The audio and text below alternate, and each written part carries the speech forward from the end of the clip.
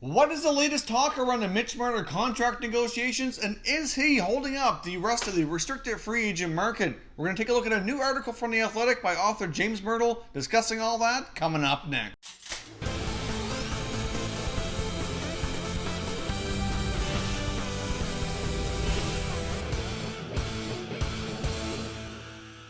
Welcome back here to Top Shelf Hockey. As I mentioned, I want to take a look at a new article in The Athletic by James Myrtle reviewing the Mitch Marner contract situation with the Toronto Maple Leafs and how much of an impact it's having on the overall restricted free agent market across the NHL. Now, of course, Mitch Marner is not the only big-name RFA that remains unsigned deep into the offseason here. We have lots of other guys around the league, including Braden Point of Tampa. You get Mikko Rantanen of the Avalanche, Matthew Tkachuk in Calgary. You get some big-name defensemen like Charlie McAvoy, Zach Werenski. You got Brock Besser out in Vancouver. I mean, there's quite a few. If you take a look around the NHL, it's quite widespread, and there is certainly a lot of concern around many teams and players and really everybody involved that we very well could have a decent amount of young players go into the NHL training camp and into the season possibly without contracts and end up sitting out or missing time, which really isn't good for the league as a whole to have some of their top stars sitting out. It's not good for the player because, as we've seen last year with William Nylander, it's really hard to get back into action and really get back into the swing of things once you've missed the bulk of the season in training camp. And it's also bad for the team because they're without one of their top players. So there's a spin-off of negative effects if this really drags on too much further. So I am going to show you a couple little snippets here from the article. Of course, The Athletic is a paid subscription service. If you're not subscribed, I highly recommend you check it out. There's lots of good content, and it's not overly expensive, but I will show you a couple things here from the article that Myrtle had to say that I wanted to discuss further. He says the sense around the league is that Marner is going to get the biggest number. Part of that is his talent level and the numbers he put up last season, but there's also the huge Auston Matthews contract and what happened with William Nylander's situation last year, and an agent who's known for difficult negotiations. There's pressure on the Leafs to get this done before the season starts too, given their salary cap situation and how using long-term injury reserve makes it an in-season signing more punitive. There have been talks for ages now about the Leafs making a max-term offer some time ago at 8 years and more than $10 million per year. Giving away that many UFA years, however, was a no-go for the Marner camp. They apparently countered with 3 years around $10 million annually, which would be the richest bridge deal in NHL history by quite a bit. Consider that Nikita Kucherov's 3-year bridge back in 2016 was just for under $4.8 million average annual value. With the Marner camp uninterested in an 8-year deal, there really are 3 term lengths for the Maple Leafs have commonly been working on with the whole process. A 3-year deal, a 6-year deal, and a 7-year deal.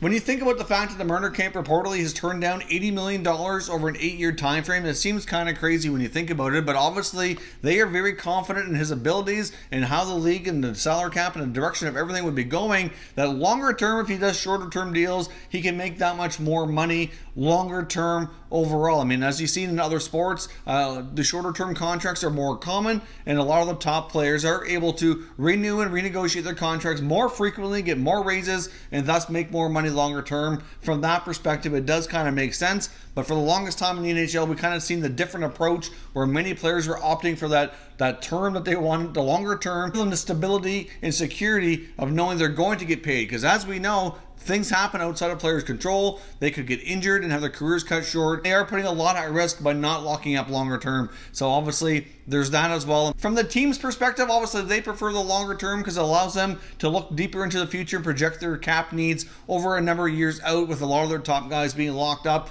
for 6, 7, 8 years. So from that perspective, it makes budgeting that much more easy. So of course, you got to have a healthy balance here between the two.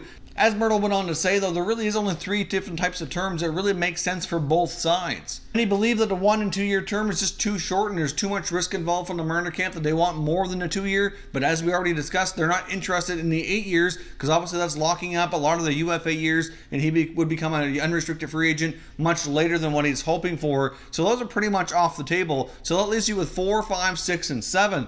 Now, of course, the 4-year deal poses a major issue for the Leafs, is that would walk him directly to being an unrestricted free agent. The Maple Leafs here would prefer one of 2 options: either that he's still a restricted free agent at the end of the contract, or if they do a longer term, that they buy up at least a couple of these unrestricted free agent years so that he's a little bit later into it when he becomes a free agent here, not going directly as soon as possible, then they're at risk to lose him. Now, it's a 5-year contract. That poses issues as well because that matches Auston Matthews. Of course, his contract kicks in this year, and it would also match the expiration for the William Nylander contract as well. So all three of these top forwards would all be coming due as unrestricted free agents at the exact same offseason. Obviously, they could start negotiating a year out. They would have time, but it's not a favorable situation for Toronto, who could possibly put themselves at risk to losing all three players through free agency. So from a business perspective, those are not wise moves either. So that basically leaves us with 3, 6, and 7 years that kind of make sense for both sides. I think the Marner camp would probably prefer the 3-year term more than the 6 or the 7. This article also goes on to reference some other comparables and what the numbers would actually work out to based on that. But the one thing that we got to keep in mind here is that as time goes on, those comparables become less and less relevant because obviously there's always new contracts being signed. And the Marner camp really appears to be set on only using Auston Matthews as his comparable, and that other players around the league and other teams that might have somewhat similar production or a career path so far, they don't feel are really comparable, and they won't use them in the negotiation process here. Based on trends and comparables, the article references that a $7.5 million deal over 3 years would kind of make a lot of sense, and anything 6 to 7 years would probably put it up around $9 to $10 million. And really, if you compare that to the Kucherov deal just from a couple years ago, that's significantly more money at $7.5 over 3 years. I mean, if you take a look at the fact of where Kucherov was in his career and how he's progressed since then, and if you take a look at, even using inflation, the cap has gone up. It's only 3 years removed here, 2016 to 2019. The cap hasn't really gone up that drastically. When you factor all that into the mix, a $7.5 million contract really does seem fair just from that comparable alone. But again, the Marner camp does not want to compare it to anything but Matthews, thus driving a much more difficult bargain here. Now, as the article also referenced, many of these other RFAs, especially the forwards, know that they're likely not going to be getting paid more than Mitch Marner, and if they sign now rather than wait for the Marner deal to get done, they very well might end up losing money. If they end up thinking, okay, well, if Marner's going to end up around $10 million, and let's say they start accepting deals at $7 or $8 million, signing for 11, 11.5, something much higher than that, then that's going to push the market up. So anybody who remains unsigned is going to end up getting more money. So ultimately, these players are kind of holding on to the fact that they want to be signed, but they want to make the most money that they can, and Marner likely is going to set the market.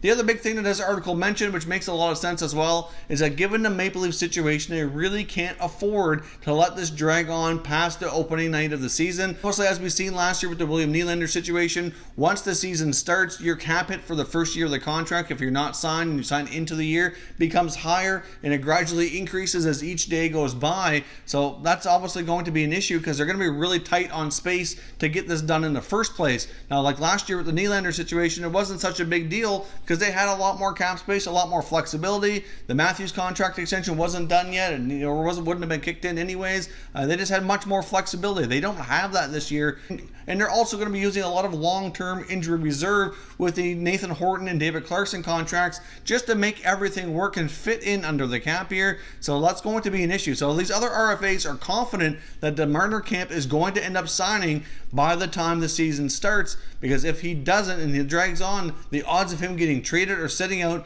just go that much more exponentially higher because the Leafs really can't afford for either of those situations to happen. If they end up trading him and a new team works out a deal, well, they're going to run into the same situation that the cap hit for the year one would be much higher, and obviously there's not many teams around the league that would be willing to do that. So obviously, like I said, it's just a really spin-off effect. The other players in the RFA market are confident this is going to get done. They're waiting for him to set the market. We very well could end up seeing a flurry of signings as training camp goes in or as the NHL season is ready to kick off here. In my opinion, it looks as though that he likely would sign right around the beginning of the season, and this article kind of references the same thing. Murdo goes on to say he feels a 3-year bridge deal is the likely solution, but instead of that $7.5 million, he figures Marner and his agent are going to drive that number much higher and probably get the richest bridge deal in the NHL in its history so far, and then they're hoping to sign a long-term contract at that point. Obviously, if he does a 3-year deal, he'll still be a restricted free agent. He'd be 1 year removed from being an unrestricted free agent, and it's hard to say what he'd be looking for because obviously it's hard to predict where the cap goes in 3 years, where his performance goes in 3 years, and all that. That's what Murdo Myrtle thinks is going to happen here based on this article, and I do have to say that it does make a lot of sense, and I do think that a lot of these other RFAs likely will end up waiting to sign to see how the market is set so that they don't leave money on the table. I know with all the other moves we've seen lately out of the Tampa Bay organization, many feel that the Braden Point signing is getting close, and that very well could happen, and that might change the market a little bit as well. All the other RFA players and agents are going to be keeping in mind that Tampa usually gets deals done at a discount because of the state tax rules in Florida, so obviously that would kind of set the tone a little bit too if Braden Point does decide to sign sooner than later and get this done rather than wait for Marner. But there's not a guarantee that he's going to do it. As we see teams kind of create salary cap space to look after their RFAs, it doesn't mean that a deal is going to get done, but it just means they're better situated to have it completed once everybody can come to an agreement. So let me know what you think down in the comment section. Is the Marner contract really holding up the restricted free agent market? And are we not going to see many of these other deals signed until the Leafs and Marner can hammer out a deal? And what do you think is going to end up being the contract for Mitch Marner? Do you think that short-term bridge contract could end up being a very rich contract is the most likely? Let me know what your thoughts are down in the comments and we'll continue the conversation. If you're new to the channel, consider subscribing and turning on your notifications so you don't miss any future content. Give this video a thumbs up if you enjoyed it as well. I'd appreciate it if you did. As always, thank you for watching, and I will catch you next time.